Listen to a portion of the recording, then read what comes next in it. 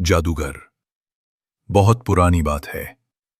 मशरिक की सरसब्ज व शादाब वादियों में एक अजीम सल्तनत थी जिसका नाम गुलजारपुर था। ये सल्तनत अपनी जरखेज ज़मीनों, खुशहाल बाजारों और मजबूत किलों की वजह से मशहूर थी। यहाँ के बादशाह को लोग इंसाफ पसंद और बहादुर हुक्मरान मानते थे। लेकिन खुशहाल सल्तनतों के दुश्मन भी हमेशा होते हैं। गुलजारपुर का सबसे बड़ा दुश्मन एक चालाक और मक्कार जादूगर था जिसका नाम ज़हीरान था। वो पहाड़ों के पार एक अंधेरे किले में करने का ख्वाब देख रहा था। जादूगर की साजिश। ज़हीरान जानता था कि बादशाह की फौज बहुत मजबूत है और सीधी जंग में वो कभी नहीं जीत सकता। इसलिए उसने अपनी चालाकी और जादू से सल्तनत को अंदर से कमजोर करने की मंसूबाबंदी की। उसने अपना भेष बदला और एक दानिश्वर हकीम के रूप में दरबार में दाखिल हो गया। अपनी चालाक बातों से उसने बादशाह को यकीन दिलाया कि वो सल्तनत को और ज्यादा खुशहाल बना सकता है। आहिस्ता आहिस्ता ज़हीरान ने बादशाह के वजीरों को आपस में लड़वाना शुरू किया। वो एक के कान में कहता, दूसरा वजीर तुम्हारा दुश्मन है, वो तुम्हें बादशाह से दूर करना चाहता है, और दूसरे के कान में भी यही जहर घुल देता। यूं महल के अंदर साजिशें बढ़ने लगीं और एक दूसरे पर शक को शुबा शुरू हो गया। रुआया की परेशानी। जादूगर ने अपनी जादुई ताकत से शहर में बीमारी और कहत भी फैलाना शुरू कर दिया। खेत सूखने लगे, अनाज खत्म होने लगा और लोग बीमार पड़ने लगे। रुआया सोचने लगी कि शायद बादशाह अपनी रुआया को भूल गया है।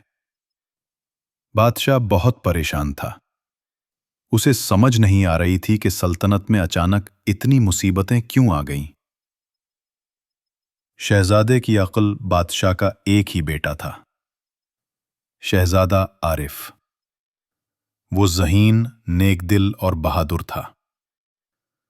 उसने महसूस किया कि महल के अंदर कोई ना कोई चालाक दुश्मन मौजूद है जो सल्तनत को नुकसान पहुंचा रहा है। एक रात शहजादा भेष बदलकर शहर में निकल गया।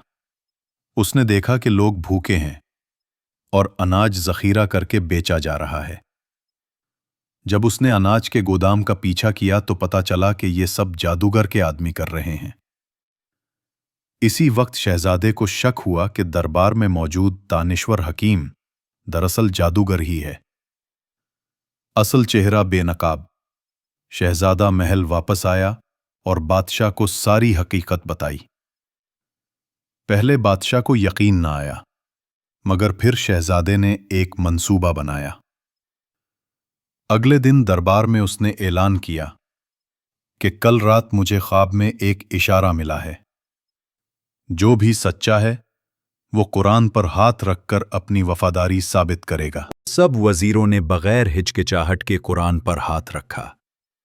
लेकिन जब जादूगर की बारी आई तो वो घबरा गया। जैसे ही उसने कुरान को छूने की कोशिश की, उसका भेष उतर गया और सब ने देखा कि वो एक डरावने जादूगर की शक्ल में बदल गया है। दरबार में शूर मच गया।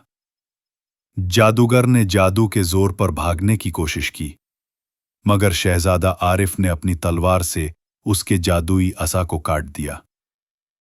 जैसे ही असा टूटा, उसकी ताकत खत्म हो गई और वो जमीन पर गिर पड़ा।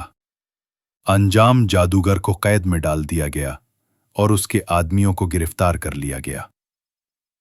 इसके बाद सल्तनत में सुकून लौट आया।